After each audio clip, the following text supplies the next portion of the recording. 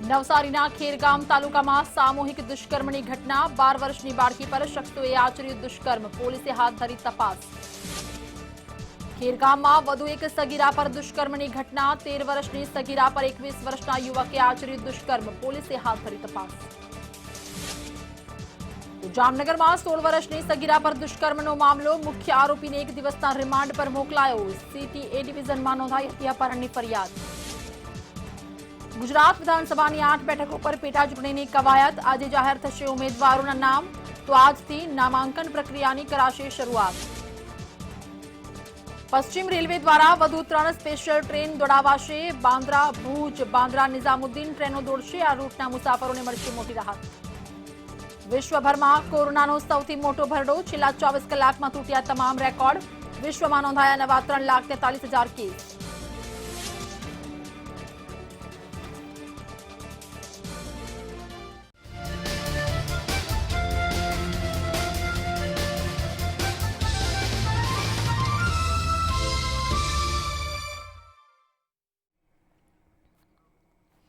નમસ્કાર બ્રેકફાસ્ટ ન્યૂઝમાં આપનું સ્વાગત છે હું છું બેનઝીર સમાચારોમાં સૌથી પહેલા વાત કરીશું ગુજરાતને શર્મસાર કરે તેવી ઘટનાઓની વાત નવસારીના ખેરગામની તો નવસારીના ખેરગામમાં 12 વર્ષની બાળકી પર દુષ્કર્મ આચરાયું છે ખેતરમાં લઈ જઈને આ બાળકી પર દુષ્કર્મ આચરવામાં આવ્યું છે નવસારીના ખેરગામમાં આ ઘટના પરિવારજનોએ પોલીસ ફરિયાદ નોંધાવી અને પોલીસ ફરિયાદને આધારે જ સમગ્ર મામલે હવે તપાસ હાથ ધરાઈ છે તો સમગ્ર ગુજરાતમાં દુષ્કર્મના કેસોમાં લગાતાર વધારો થઈ રહ્યો છે તેમ છતાં પણ કોઈ પણ પ્રકારની આકરી કાર્યવાહી આ તમામ આરોપીઓ વિરુદ્ધ નથી થઈ રહી અને તેના કારણસર જ જે માસૂમ બાળકીઓ છે તે એક પછી એક આ હવસખોરોનો ભોગ બની રહી છે તો નવસારીના ખેરગામની આ ઘટના છે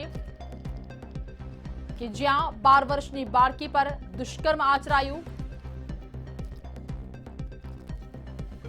તો આ સમગ્ર મામલે વધુ માહિતી આપી રહ્યા છે સંવાદદાતા ઋષ્યંત 12 વર્ષની બાળકી પર દુષ્કર્મ તો આચરાયું છે પરંતુ જ્યારે પરિવારજનોએ પોલીસને ફરિયાદ કરી અત્યારે પોલીસની તપાસ છે કઈ દિશામાં છે હજી ચોક્કસ જણાવવામાં આવે છે દિવસે ને દિવસે જે બલાત્કાર તેમજ ચોરી ગુનાના લૂંટની ઘટના બનતી હોય છે પરંતુ જે હાલની જે વાત કરવામાં નવસારી જિલ્લાનો જે ખેરગામ તાલુકો છે તે ખેરગામ તાલુકામાં 12 વર્ષની સગીરા છે સગીરા ઉપર પોતાના જ પિતા ભાઈઓ દ્વારા બલાત્કાર વારંવાર ગુજાર્યો ત્યારબાદ જે વારંવાર છોકરી સગીરભાઈની છોકરી છે છોકરી ઉપર જે વારંવાર ધમકીઓ આપવામાં આવતી હતી ધમકીના કારણે તેઓ કુટુંબીજનો ગભરાઈ જતા હતા પરંતુ એકવાર જે કુટુંબીજનો ગભરાવા વિના જે પોલીસ પાસે ગયા પોલીસે ફરિયાદ નોંધીને જે આગળની તપાસ છે આગળની તપાસ હાલ તો શરૂ કરી દીધી છોકરી છે છોકરીને હાલ એક હોસ્પિટલમાં સારવાર અર્થે ખસેડવામાં આવી છે ખાસ કરીને વાત કરવામાં ખેરગામ પોલીસ છે ખેરગામ પોલીસે જે પિતરાઈ ભાઈઓ છે તેને પકડવાના ચક્રો ગતિમાન કરી દીધા છે જી ઋષ્યંત ખૂબ ખૂબ આભાર તમામ માહિતી આપી તે બદલ તો પોલીસ અત્યારે તપાસમાં લાગેલ છે જે આરોપીઓ છે તેમને શોધવા માટે કવાયત પણ હાથ ધરાઈ છે પરંતુ આ સમગ્ર ઘટના બાદ એક જ વાત સામે આવી રહી છે કે ગુજરાતમાં દિવસે ને દિવસે મહિલાઓ છે છોકરીઓ છે તેમની સ્થિતિ વધુ ગંભીર બની રહી છે કારણ કે સલામત નથી દીકરીઓ ગુજરાતમાં એ પણ હવે સ્પષ્ટપણે લાગી રહ્યું છે કારણ કે જે રીતે આ નરાધમો હવસખોરો એક બાદ એક આ પ્રકારની ઘટનાઓ આચરતા જરાય પણ નથી ખચકાતા ત્યારે હવે જરૂર છે કડક કાયદો લાવવાની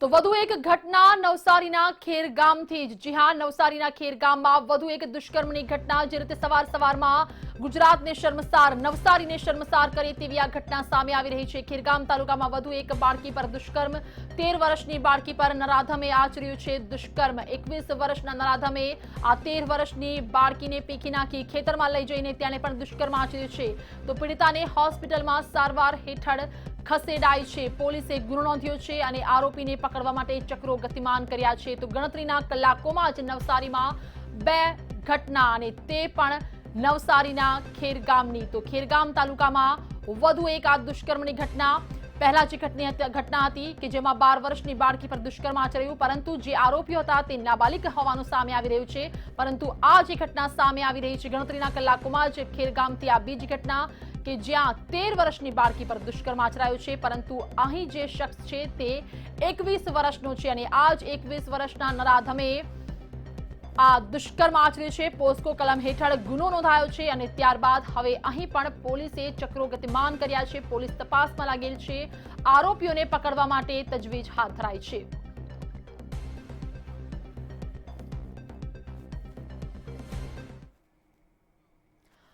તો અન્ય અહેવાલ જામનગરથી સામે આવી રહ્યા છે। જામનગરમાં સગીરા પર દુષ્કર્મનો મામલો। જી હા, તમામ અહેવાલ જામનગરથી। જામનગરમાં પણ વધુ એક સગીરા પર દુષ્કર્મનો મામલો સામે આવ્યો છે।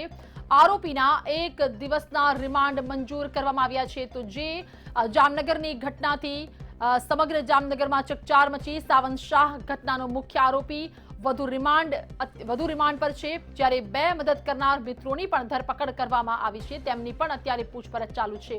તો સાવંત શાહ કે જે ઘટનાનો મુખ્ય આરોપી છે તેને રિમાન્ડ પર લેવામાં આવેલ છે અને અત્યારે તેના પર કડક કાર્યવાહી કરવામાં આવી રહી છે। પરંતુ માત્ર આ પ્રકારની કાર્યવાહીથી, આ પ્રકારની પૂછપરછથી નહીં ચાલે।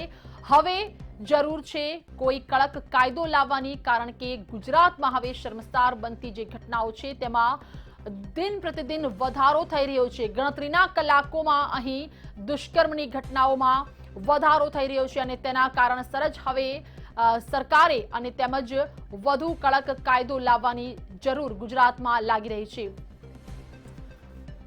તો આ ઘટનાને લઈને સમગ્ર વિગતો આપી રહ્યા છે સંવાદદાતા સલમાન।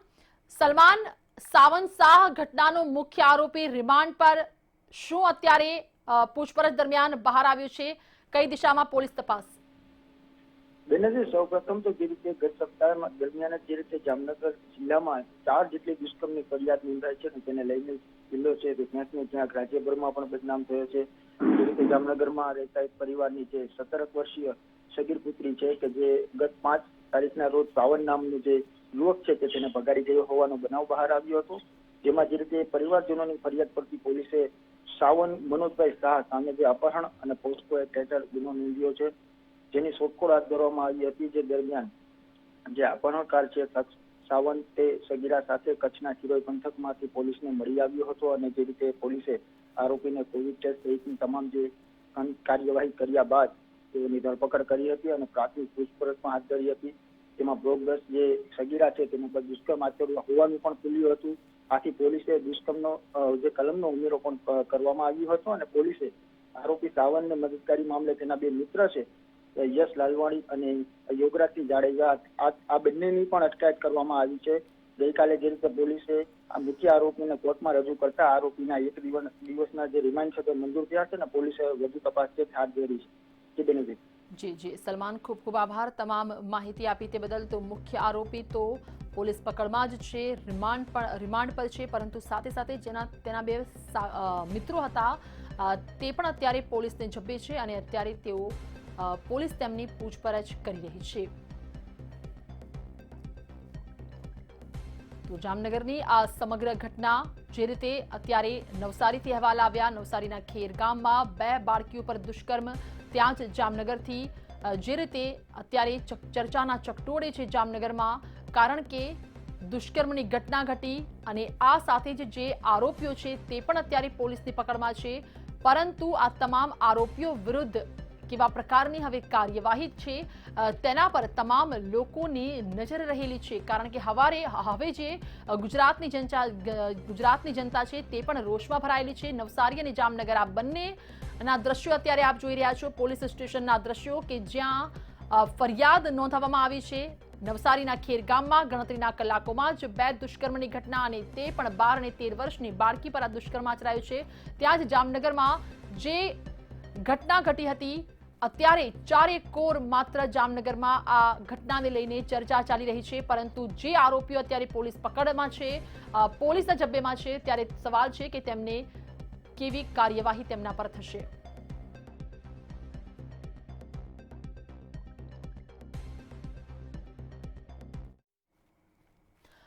તો ત્યાં સુધીના સૌથી મોટા સમાચાર સામે આવી રહ્યા છે નવરાત્રીને લઈને। જી હા, તમામ અહેવાલ નવરાત્રીને લઈને સામે આવી રહ્યા છે। જે રીતે ખેલૈયાઓ રાહ જોઈ રહ્યા હતા નવરાત્રીની, અને આજ નવરાત્રી અને દિવાળી મુદ્દે રાજ્ય સરકારે ગાઈડલાઈન જાહેર કરી છે। તો અતિ મહત્વના સમાચાર, નવરાત્રી દરમિયાન જાહેર આયોજનને મંજૂરી નહીં। નવરાત્રીમાં ગરબી પૂજા અર્ચનાની સ્થાપના કરી શકાશે, પરંતુ જાહેર આયોજન નહીં। સ્થાપિત મૂર્તિને નહીં કરાય ચરણ સ્પર્શ। એટલે કે જે ગાઈડલાઈન છે તેમાં તમામ વાતોનો ઉલ્લેખ કરવામાં આવ્યો છે। નવરાત્રીમાં ગરબી પૂજા અર્ચનાની પણ સ્થાપના કરી શકાશે, પરંતુ ચરણ સ્પર્શ નહીં કરી શકાય।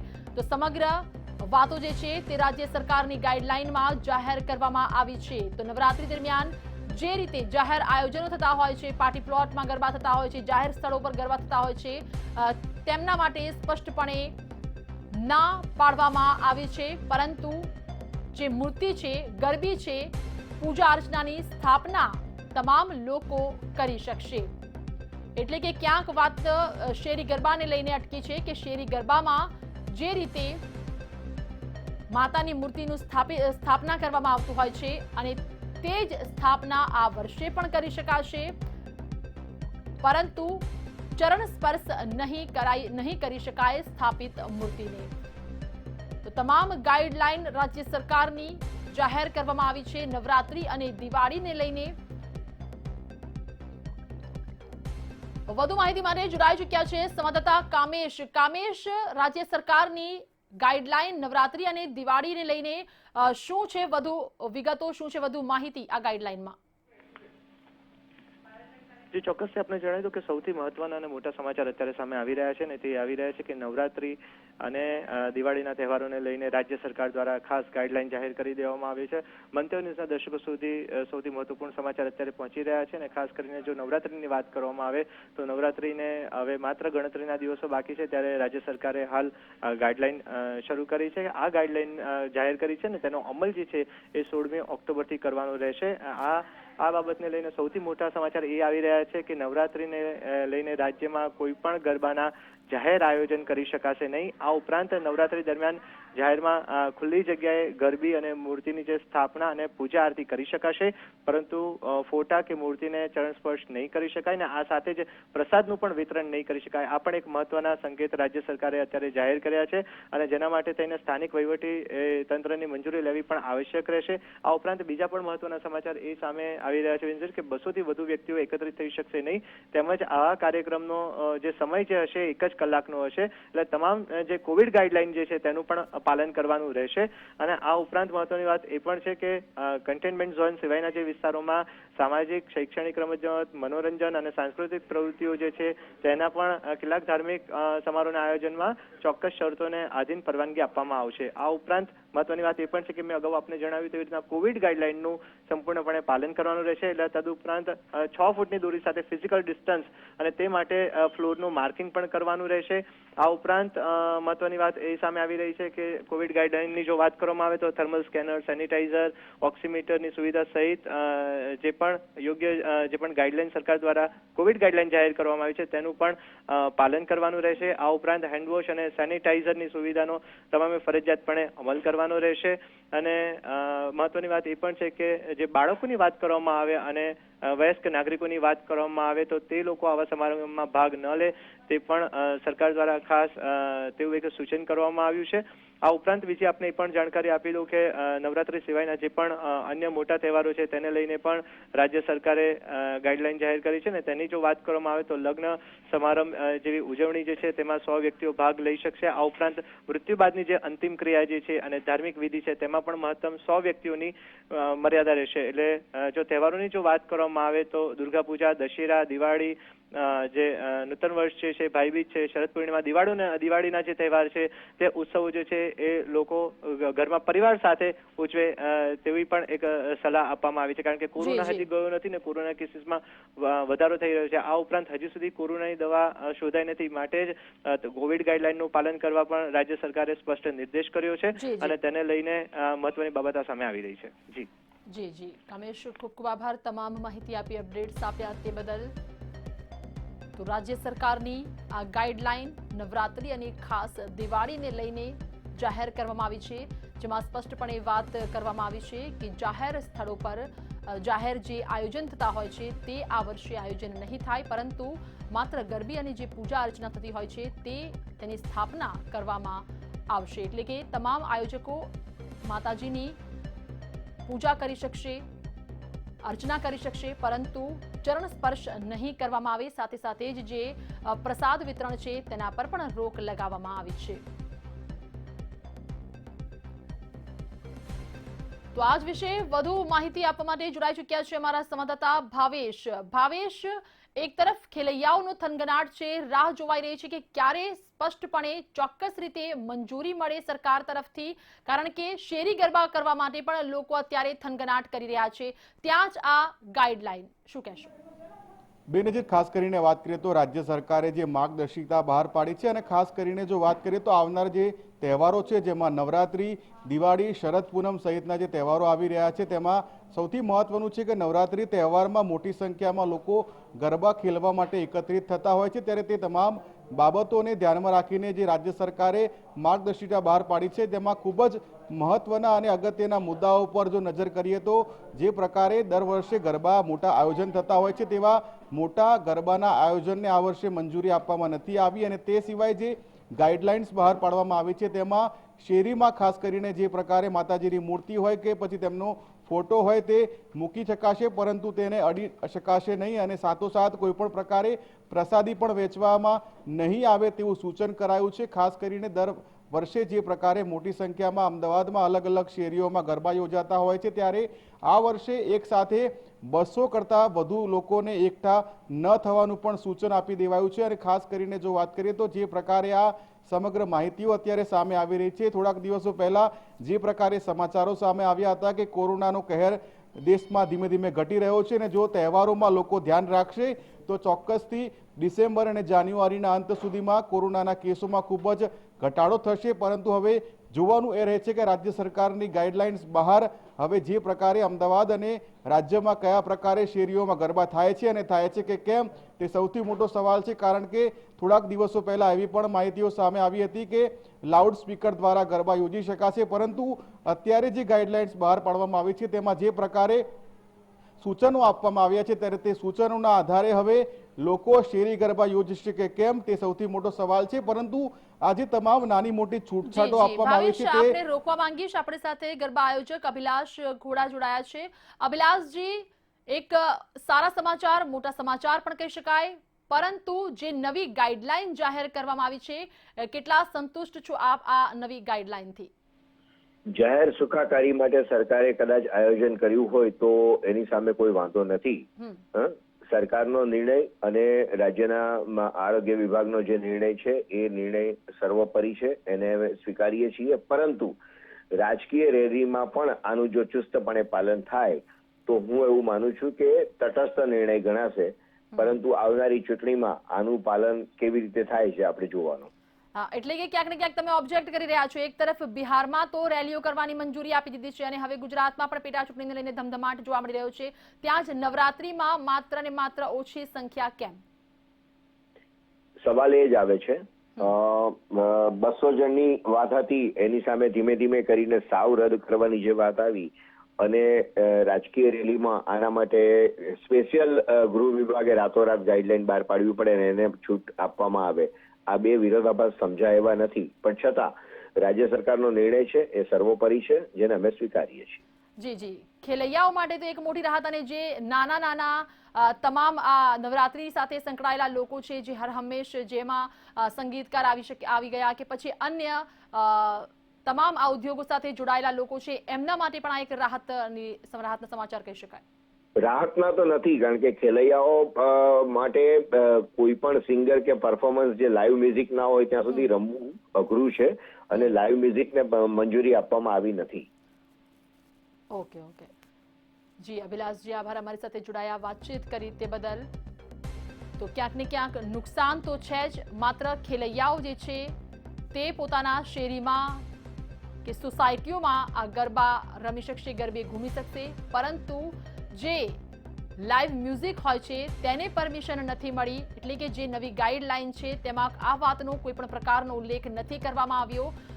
કહી શકાય કે લાઉડ સ્પીકર વગાડીને જે ગણતરીના ખેલૈયાઓ છે, જે સંખ્યા સરકાર દ્વારા જાહેર કરવામાં આવી છે, તે સંખ્યા થકી ગરબે લોકો ઘૂમી શકે છે.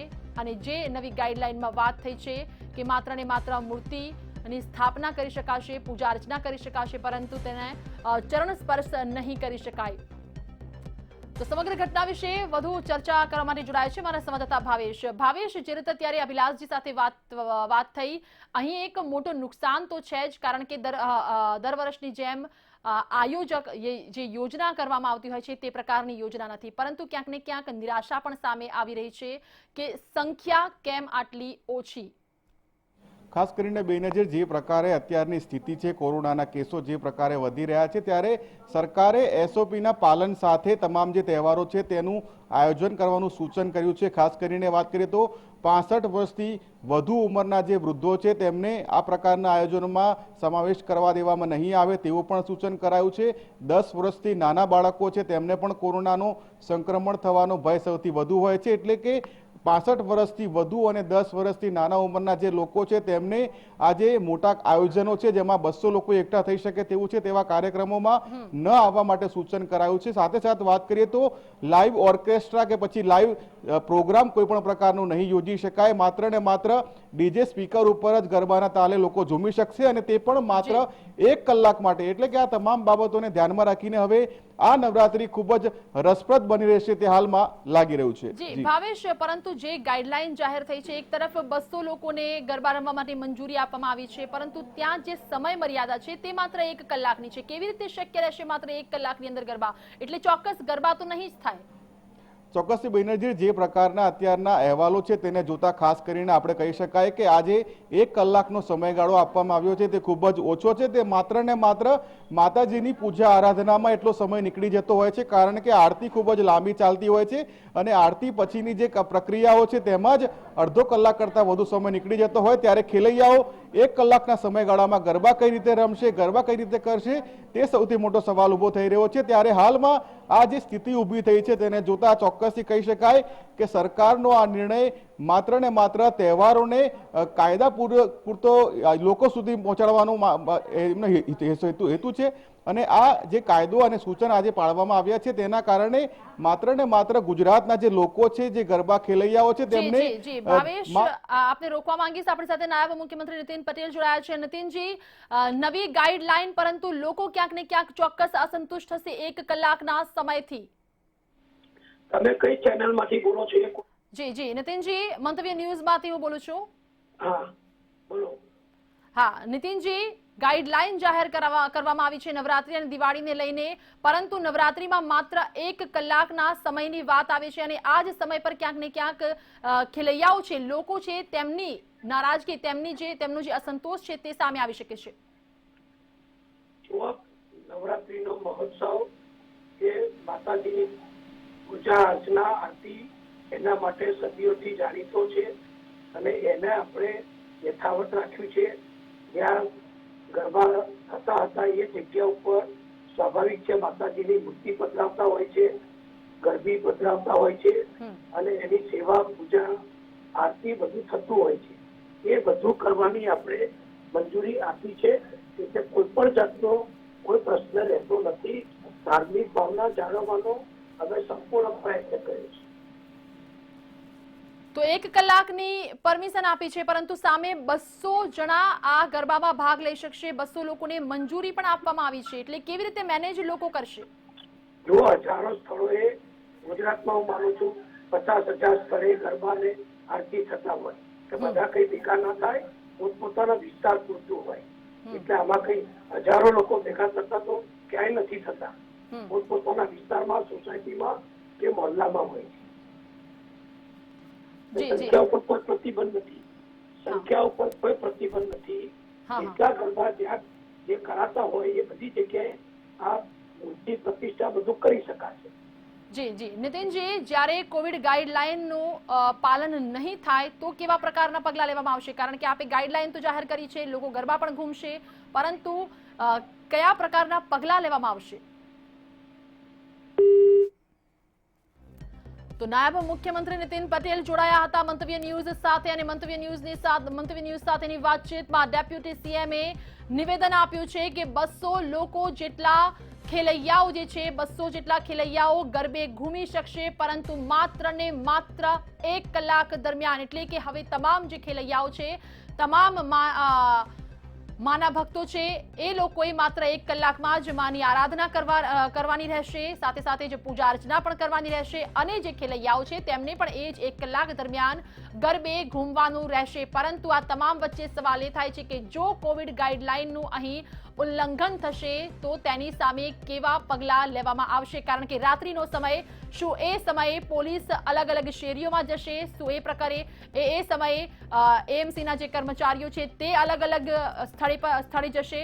પરંતુ આ તમામ વચ્ચે માત્ર અત્યારે વાત એક જ અટકી છે કે રાતનો સમય અને એ સમય દરમિયાન ક્યાં કેવા પ્રકારનું ઉલ્લંઘન થાય છે, લોકો માસ્ક પહેરે છે, સોશિયલ ડિસ્ટન્સનું ધ્યાન રાખે છે કે કેમ, એટલે કે આ તમામ વાતોનું પાલન થાય છે કે કેમ એ હવે જોવું રહ્યું નવરાત્રીના ખાસ દિવસોમાં।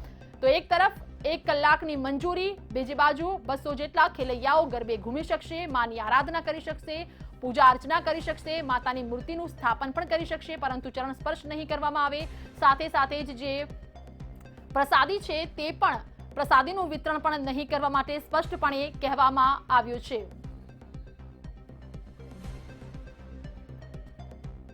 તો પૂજા અર્ચનાને જ મંજૂરી આપવામાં આવી છે તેવું સ્પષ્ટપણે અહીંયા ડેપ્યુટી સીએમ નીતિન પટેલે ખાસ મંતવ્ય ન્યૂઝ સાથેની વાતચીતમાં પણ જણાવ્યું છે। તો માત્ર ને માત્ર આરાધનાનો તહેવાર છે અને એ આ વર્ષે માત્ર માતાની મૂર્તિનું સ્થાપન કરીને જ કરી શકાય એવું તેમણે સ્પષ્ટપણે જણાવ્યું છે। એટલે ક્યાંક ને ક્યાંક આ વર્ષે તમામ જે ખેલૈયાઓ છે તેમણે પોતાના ઘરમાં જ બેસીને, ઘરમાં જ રહીને ગરબા નિહાળવા પડશે। જે રીતે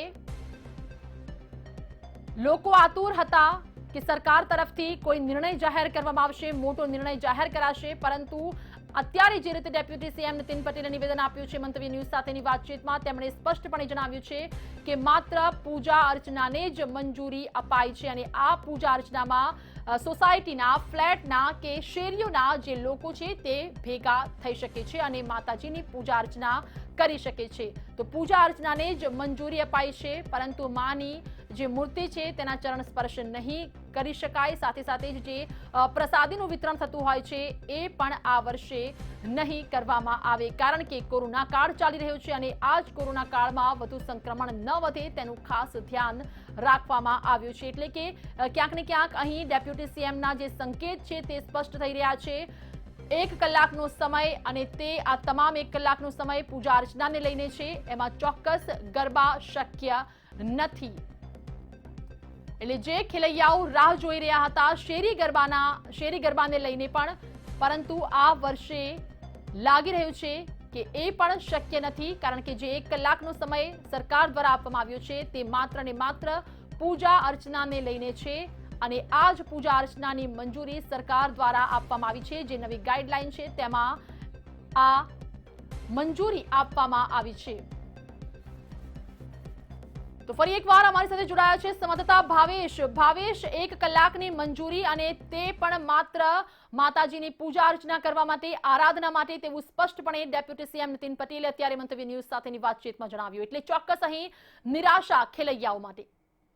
બેનજીર, જે પ્રકારે અત્યારે સૂચનો કરવામાં આવ્યા છે, ખાસ જે ગાઈડલાઇન્સ બહાર પાડવામાં આવી છે તહેવારોને લઈને, તેમાં જે 1 કલાકનો સમયગાળો નક્કી કરાયો છે, પરંતુ હજુ પણ અનેક સવાલો ઊભા થઈ રહ્યા છે, કારણ કે દર વર્ષે જ્યારે પણ નવરાત્રીનું આયોજન થતું હોય છે ત્યારે તેમાં સમયગાળો ખૂબ જ મહત્વનો હોય છે, કારણ કે અનેક એવી જગ્યાઓ છે કે જ્યાં રાત્રે 10 વાગ્યા પછી લાઉડસ્પીકર વગાડવા ઉપર પ્રતિબંધ લાગી જતો હોય છે અને સાથોસાથ જે મોટા આયોજકો છે ત્યાં પણ 11:30 થી 12 વાગ્યા સુધી ગરબા પૂરા કરી દેવામાં આવતા હોય છે। પરંતુ જે આજે ગાઈડલાઇન્સ બહાર પાડવામાં આવી છે તેમાં કોઈ ચોક્કસ સમયગાળો લખવામાં નથી આવ્યો, જેના કારણે જે શેરી ગરબાના આયોજકો છે તેઓમાં પણ અત્યારે મૂંઝવણ જોવા મળી રહી છે, કારણ કે 1 કલાકનો સમયગાળો તો અપાયો છે, પરંતુ તે સમયગાળો કયો હશે? 8 થી 9 વાગ્યાનો હશે, 7 થી 8 વાગ્યાનો હશે કે પછી 9 થી 10 વાગ્યાનો?